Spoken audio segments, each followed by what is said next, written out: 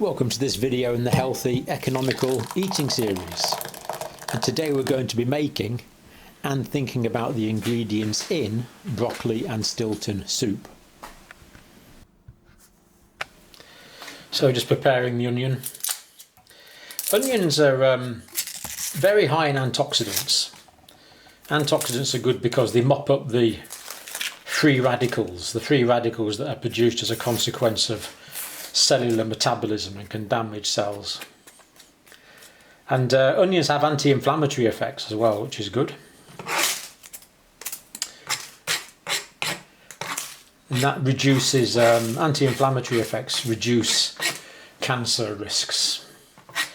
And also onions give good glycemic control. They help to stabilise blood sugar levels. They're good for bone health.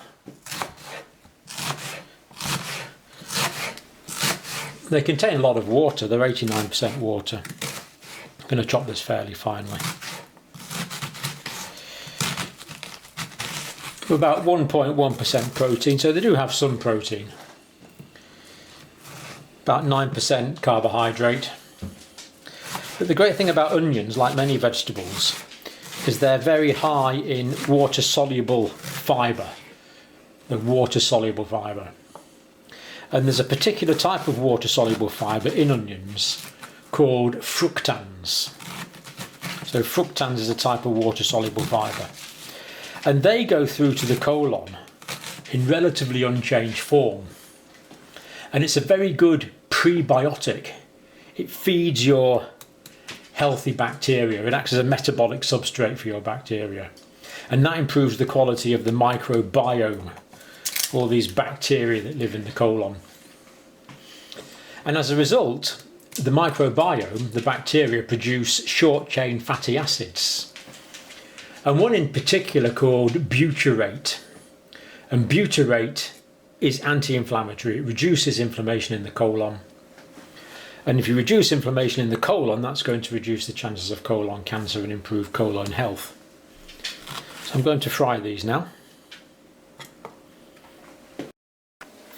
Now onions contain virtually no fat, but I am going to fry this in a little bit of extra virgin olive oil.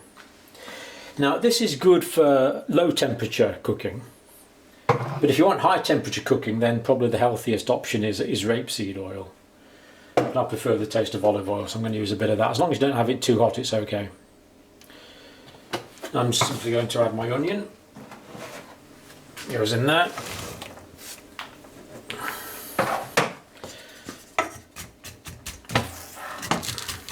Warming up.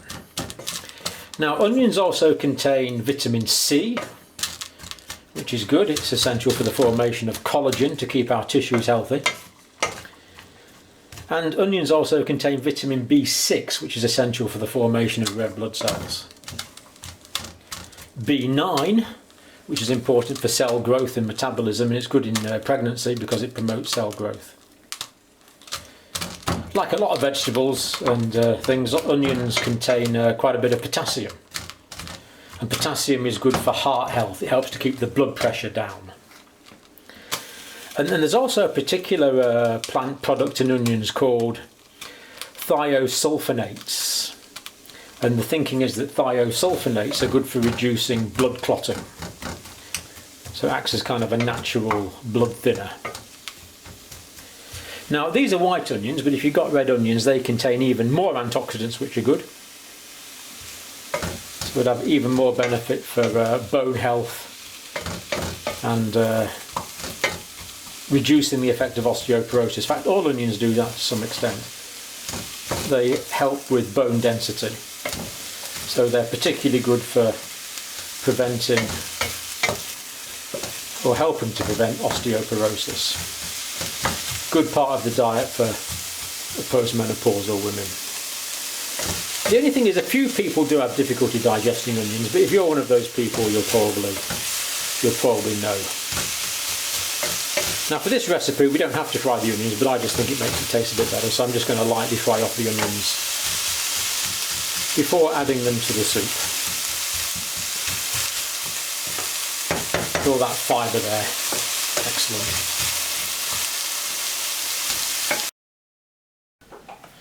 So obviously for broccoli soup we're going to need our broccoli. Broccoli is particularly high in fibre. Now what I do with broccoli is I tend to cut off the florets like this and just keep those, put them in later on, otherwise they get too overcooked.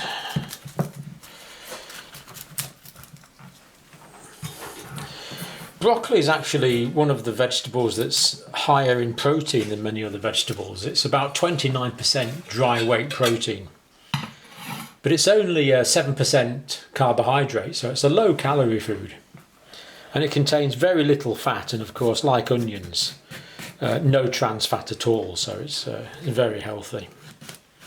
This bit's quite fibrous, so I tend to cut it up a bit more.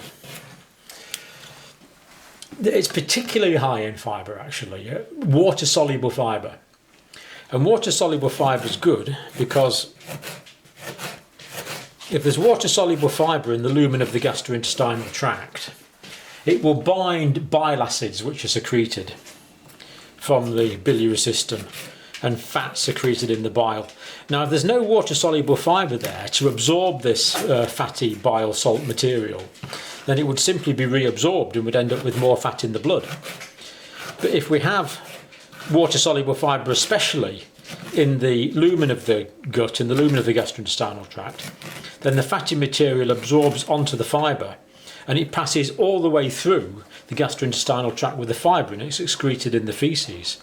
In other words, fibre gives you a sort of physiological steatorrhea, the presence of fat in the stool, which is good. And you can tell if you eat a lot of fibre because the stools are going to float, which means that they're lighter, which is good because they contain more fat. This also contains vitamin C, vitamin K, which is good for blood clotting and bone health, vitamin B9, as we've mentioned, which is good for cell growth, good for pregnancy. And it also, because it's the green vegetables also tend to contain iron, which of course is essential for the formation of haemoglobin. Potassium, which is good for blood pressure, magnesium, which is an essential element. But the reason broccoli is actually a superfood, though, it's just a brilliant food, broccoli, is it contains a range of antioxidants, a range of different antioxidants.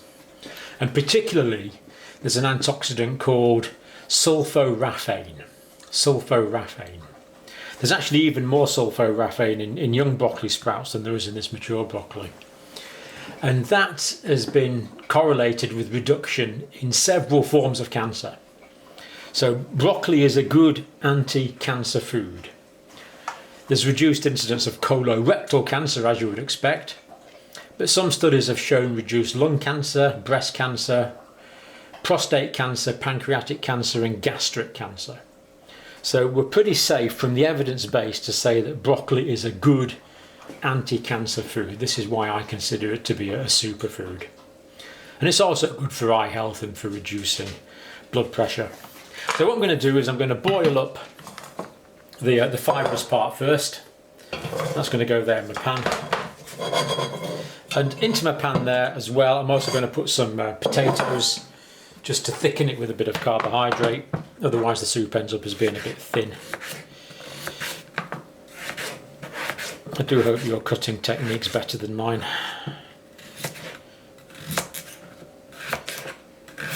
And there we are.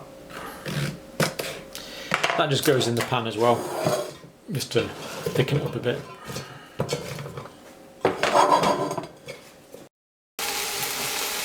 I'm actually going to add these to the onions. I think seems to taste better if you give these a bit of a stir fry first.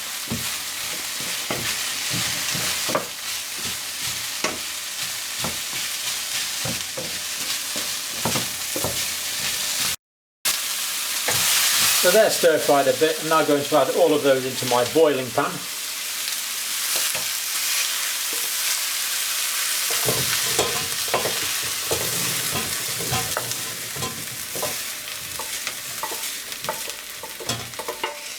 And then I'm going to add this water's already quite warm,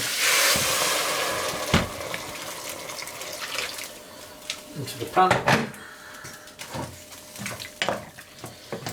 Now we don't want to put too much salt in, but we do need a little bit. Don't want too much salt. And pepper is a very nice flavour enhancer. So a bit of pepper in there. And then I'm going to put in my, I'm going to put in a stock cube as well. Now notice I haven't put the florets in yet because I don't want to overcook those. So I'm just going to boil that and simmer that for a few minutes before I put my florets in. So this has been simmering away for a few minutes. And what I'm going to do now is I'm going to add a few of the florets. Now, given these a thorough wash in clean water, the less agricultural chemicals we eat, the better. I'm going to put a few of those in. I'm actually going to keep a few out because I put these in nearer the end, and it just gives it a bit of a crunch. It means we're getting some less cooked broccoli in the soup as well. You can assess at this stage and see if it needs a bit more water. I tend to like my soup fairly thick, so I don't put too much water in it. And we'll bring that back to the boil again and let that simmer with the florets in. Just going to add the last of my broccoli florets now. You see that's cooking away nicely.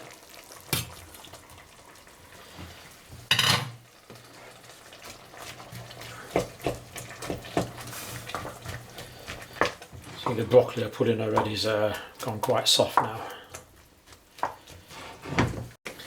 What I'm going to do now is use this rather vicious electric tool to just blitz that up.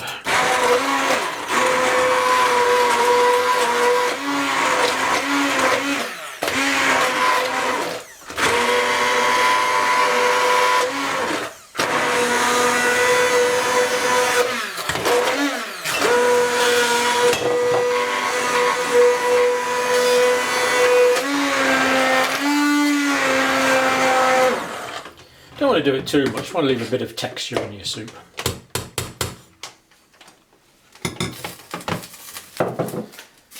And then finally, to give this quite a lot of extra flavour, I'm just going to put in a little bit of Stilton. Now I know cheese is fatty, but we use a very small amount, and these strong cheeses like Stilton give us an awful lot of flavour for the amount of fat we put in, and just melt that in.